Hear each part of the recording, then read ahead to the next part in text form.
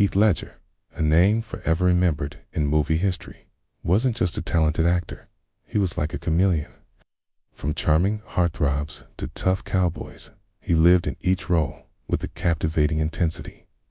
But it was his portrayal of the crazy Joker in The Dark Knight that went beyond just acting, becoming a cultural phenomenon and leaving an unforgettable mark on the world. Even tragically cut short, when Heath Ledger died in 2008, the world was in shock.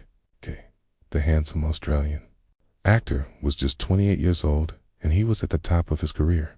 To his adoring fans, he seemed to have it all. So what really happened on the day of Heath Ledger's death? Though Ledger was enjoying success in his work life, his personal life was falling apart. Not only was he reportedly using drugs, he was also struggling with not being able to sleep, sometimes sleeping just 2 hours per night. And his relationship with his beloved partner, Michelle Williams, had ended. Tragically, Ledger's downward spiral would soon lead to his death. Officially, Heath Ledger's cause of death was said to be an accidental overdose. His path to self-medication was complicated, dark, and misunderstood in the mainstream press. Heath Andrew Ledger was born on April 4th, 1979 in Perth, Australia. He seemed destined to be a star. He was just 10 years old when he was cast in the lead role of Peter Pan at a local theater company. From there, things took off. While he was still in school, Ledger took small roles in Australian movies and TV shows. By age 19, he had already made the leap to Los Angeles, starring in the 1999 film 10 Things I Hate About You. Ledger quickly took Hollywood by storm, and from there, his star power only grew as he got roles in films like The Patriot and Monsters Ball. By 2005, star burned even brighter. Ledger's performance as Innes Del Mar in the groundbreaking film Brokeback Mountain showed his skill as a serious actor and stunned audiences and critics alike. Mr. Ledger magically and mysteriously disappears beneath the skin of his lean, sinewy character, raved the New York Times. It's good as a great screen performance, as good as the best of Marlon Brando and Sean Penn. Ledger would receive an Academy Award nomination for Best Actor for his role in Brokeback Mountain. At 26, he was one of the youngest actors ever nominated. Though Ledger lost the prize, he had already gained another. After meeting Michelle Williams on the set of the film, Ledger began a whirlwind relationship with her. The pair later found a place in Brooklyn, New York, and moved in together. They welcomed a daughter in late 2005 with a sparkling portfolio and a committed partner. Heath Ledger seemed to be a budding superstar in the making. No one could have guessed that his days were numbered. Hey, if you're enjoying this video, make sure you give it a like and subscribe to remember this if you haven't already. Click the bell icon to stay updated on all of our latest content. Heath Ledger's Oscar nomination for Brokeback Mountain was followed by a remarkable turn in I'm Not There, a movie inspired by Bob Dylan. Even more exciting, Ledger would soon portray the Joker in The Dark Knight. But behind the scenes, things were far from rosy. By September 2007, Ledger's relationship with Williams had come to an end. While Williams remained at the couple's home in Brooklyn, Ledger had moved to Manhattan, where he'd become a favorite subject of New York tabloids. Often portrayed him as a young, carefree actor who was enjoying parties and hooking up with models. The truth was far darker. In a New York Times profile published just a few months before he died, Heath Ledger opened up about the challenges that came with his acting career. Describing his role in I'm Not There, Ledger noted, "I stressed out a little too much," and admitted that he wasn't proud of his performance.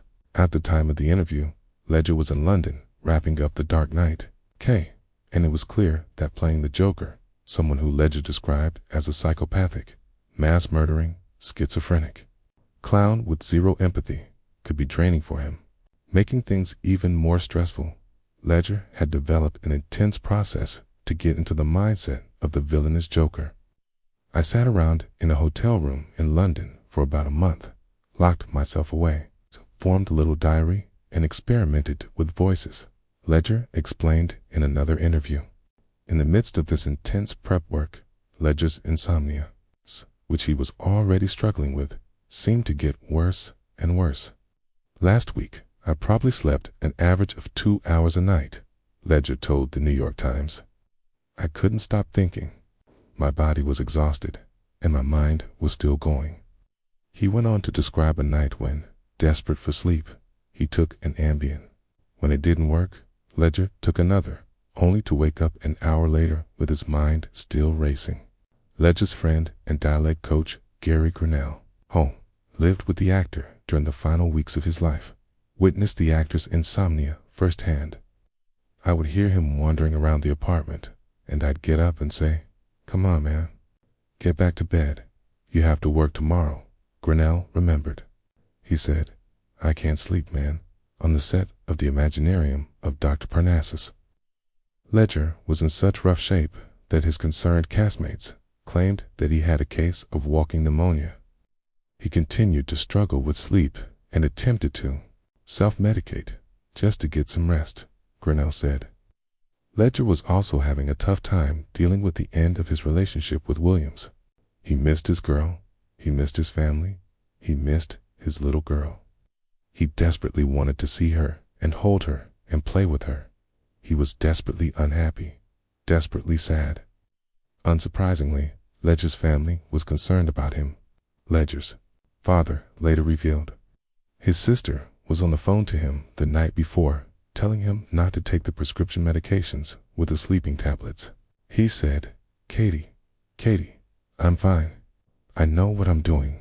On January the 22nd, 2008, Heath Ledger was found dead in his New York apartment. His housekeeper reportedly thought he was just sleeping late since she heard him snoring at 12:30 p.m., but when his masseuse arrived at 2:45 p.m. for an appointment, Ledger did not respond to knocks on his bedroom door. His housekeeper and masseuse pushed open the door and found Ledger unconscious and naked on the floor. According to police, neither of them could revive him, so they called for help. But by that point, it was already too late. Heath Ledger was dead, according to the New York City Medical Examiner's Office. Heath Ledger's cause of death was an accidental overdose of prescription medications. This fatal cocktail included painkillers, anti-anxiety drugs, and sleeping pills, according to experts.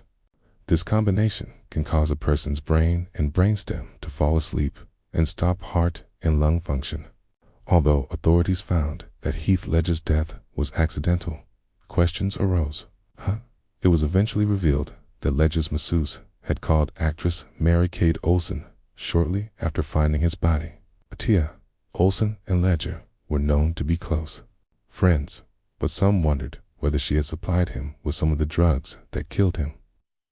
Suspicion deepened when Olsen refused to cooperate with the Drug Enforcement Administration during the investigation unless she received immunity from any future prosecution. Some also found it strange that the actress had sent private security people to Ledger's apartment rather than simply calling the police. Despite tabloid speculation, Mary-Kate Olsen had nothing whatsoever to do with the drugs found in Heath Ledger's home or his body, and she does not know where he obtained them, her lawyer, Michael C. Miller, said. Ultimately, prosecutors from the U.S. Attorney's Office stated that they don't believe there's a viable target in determining who provided Ledger with painkillers. As for the anti-anxiety medication and sleeping pills, those have been prescribed legally by doctors in California and Texas. To this day, it remains unclear exactly how Ledger got the painkillers that contributed to his death. But for the young actor's father, the only person to blame was Heath Ledger himself. "It was totally his fault," said Kim Ledger years after his son's death. "It was no one else's. He reached for them. He put them in his system. You can't blame anyone else in that situation. It's hard to accept because I loved him so much and was so proud of him." Heath Ledger's death at the young age of 28 only cut a promising acting career short, but also completely devastated his family. His former partner, Michelle Williams, was distraught by the news as well.